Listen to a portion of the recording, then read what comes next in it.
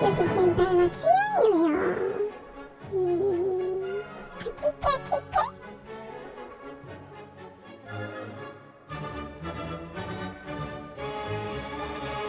また来た。ルビ先輩、もうやめてくださいよ。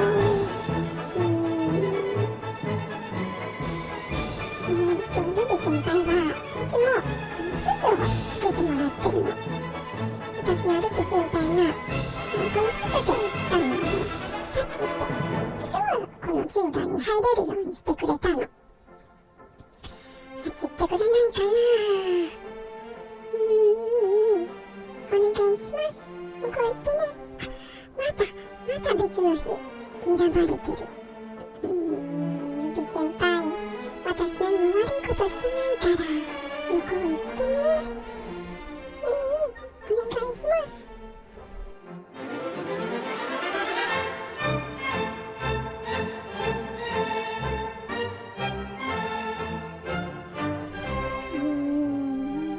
隙あらば襲ってこうとしてる。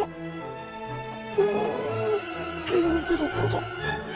怖い怖い。睨んでるわね。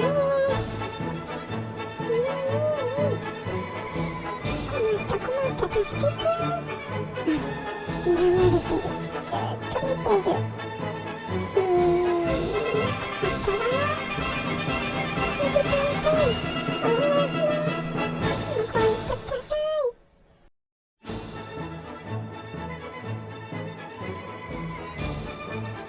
本当はね、仲良くなりたいの。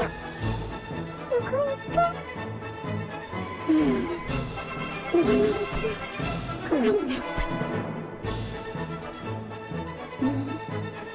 睨んでます。ルビパイセン許さんという顔してますね。終わったな。終わった。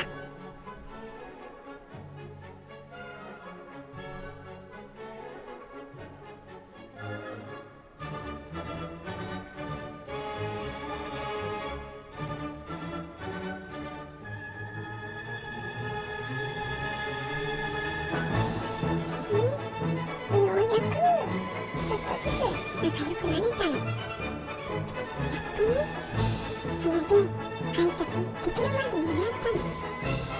でもそれ以上はまだ緊張してダメかな。